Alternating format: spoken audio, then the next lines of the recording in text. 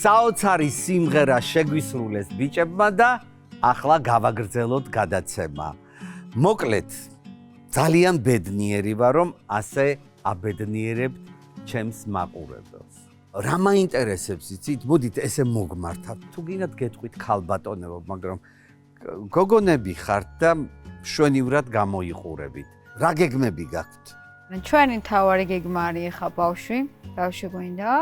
შემდეგში რა თქმა უნდა პროფესიული განვითარებები ორივეს, იმიტომ რომ ორივეს არა მარტო აჩი სიმღერის მხრივ უნდა განვითარება, სხვა პროფესიაც აქვს, რომელშიც უნდა, ასევე მე სტომატოლოგი ვარ და სტომატოლოგიურად ლექციები ეს ანუ როგორც პროფესიული განვითარება, ასევე რა თქმა უნდა პირად ამბავში. ეხლა ნახეთ გეტყვით ერთ რამეს. ოღონდ აი ძალიან გულწრფელად გეუბნებით.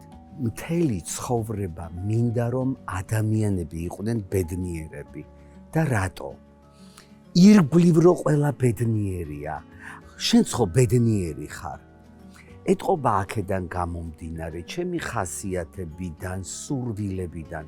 თუ კი ვინმეს რამე ოცნება ქონია, ისეთი ცენტრალური, ვინც მოვიდა ჩემს გადაცემაში, ყველა ბედნიერი გახდა. და მე მინდა გისურვოთ, რაც თქვენს გულს გაუხარდება, ყველაფერი შეგისრულდეთ. მადლობა. და გელოდებით სამივეს. აუცილებლად უნდა გკითხოთ დედამთილებზე. ჩვენი ქართული თემაა. და როგორ არის? ძალიან კარგი დედამთილი მყავს, ძალიან თბილი, ტკბილი, ძალიან ლამაზი, საყვარელი და აქედან მოკითხვა. ეცუც არავინ ამბობს. არა, ეს ნამდვილად გულწრფელი ადამიანი ვარ ზოგადად და გულწრფელად ვიძახი, რომ ნამდვილად ძალიან საყვარელი ქალია და რა ვიცი, ძალიან მიყვარს. მოგიკითხავ აქედან მედია. ძალიან კარგი. თქვენთან როგორ არის საქმე? გეგმები, ვინ გეგმავს? ჩვენ შემთხვევაში გეგმა შეგვისრულდა. თქვენ გეგმავთ. არა, ვერ ვიტყოდი ეგრეც. არა? ბექა შეხოთაშორის ძალიან ისეთი ტიპი არის, რომ ანუ უყვარს ესეთი პირველობა, როგორ ვთქვათ, ლიდერობა და თან ამავე დროს გამოსდის. ხო არის ადამიანები, რომ შეიძლება უყვარდეს, მაგრამ ვერ გამოსიოდეს და რაღაცა ჭირდებოდეს იქ დაახმარება, ანუ არ ჭირდება ნამდვილად. შეიძლება ითქვას, რომ კაცის ქალის საქმე ძალიან კარგად გამოსდის. და მართლა ძალიან ბედნიერი ვარ და ამ მხრივ მივსუბუქდება ბევრი რამე, კი. ანუ ფიქრი, ოჯახის საქმეში, ხო? ოჯახის საქმეშიც და აი რაღაც ისეთი დაგეგმა, რაღაცაზე ფიქრია, ძალიან ისეთი მობილიზებული, ყურადღებიანი ადამიანია და რა თქმა უნდა ეს მივსუბუქდება ამ კუთხით მეც ბევრი რამ. თქვენთან როგორ არის? ოჯახის საქმეებში გეხმარებათ? ვცდილობ ყოველ შემთხვევაში, რომ იდეალური ის მომიყვანია, სტუმრები მყავს რა ვიცი რა, როგორ გაგყვი. ვიტყოდი რომ საჭმას მე არ ვაკეთებ. მართლა? გაყოფილი გვაქვს საქმეები და როცა ჩემ შემთხვევაში ეგ არის გენეტიკურ დონეზე დალექილი, რომ როცა მე დაუშვათ გვიან მოვდივარ სახლში და იცის რომ მე არ მიყვარს, ანუ ყველაფერს ვაკეთებ, ყველაფერი სიამოვნებს საჭმლის კეთების გარდა. თქვენთან როგორ არის საქმე? შვენივრად. ოჯახის საქმეები ერთობლივად დგება და იწყებს დალაგებას, ხო? კი, პოლის ჯოხის თანხლებით. ერთობლივად ვინაწილებთ ყველაფერს, ჩვენი შვილების ყოველდღიური რუტინა, რასაც მოიცავს და იმის შემდგომ დათუნა სამსახური, მე დიასახლისი ვარ ამჯერად. და ყველაფერს, ანუ ერთობლივად ვწყვეტ, ეს მკვება იქნება, სადმე წასვლა, ოჯახის ძირითადი საკითხების ყოველთვის ხდება ერთად. სხვადასხვა კულინარიის მხრივ ჩვენ ოჯახში ძალიან ისეთი გემრიელი საჭმელები კეთდება რა. ძალიან კაი ხილი აქვს მადოს. ისეთ გემრიელი საჭმელებს აკეთებს, აგერ რო შევუღდით, მაშინ ვიყავი 75 კილო და ეხლა 86 კილო ვარ. 86 კილო, მაგრამ იცი რა არის? გეტყვი. რა ჩაქჩურჩული? ნუ არ თულებ. არა, ეხლა გეტყვი. შეიძლება ძალიან ბევრ საქმეს აკეთებთ, მაგრამ დილით რომ მოდის, ერთხელ მაინც ამათი წლის მანძილზე ხაში დაახვედრე. არა. ხაში არასდროს გაკეთდება ჩემს სამზარეულოში ჩემი ხელი. სულ აბა დილით შეიძლება მოვიდე აი სამჯერ მთელი ცხოვრებაში. გეხუმრები. ხო და ერთხელ ხო შეიძლება ხაში დამახვედროს რა. აჰა. მერაბ, აბა გისმით. მარტო ცხოვრობ? კი, ამ ეტაპზე კი. და ყველაფერს აკეთებ შენ თვითონ. ძირითადად დრო არ მოქვს, თორე ისე კი. კი. დილას გასული საღამოს სამსხურის მერე დაღლილი შედის ადამიანი და იქ უკვე დასვენება გესაჭიროება შემდეგ ძილი და ამ შემდეგ. სულ მეშინია რომ მაყურებელმა მოიწყინოს. მოდი ვიმღეროთ, რა სიმღერებთ?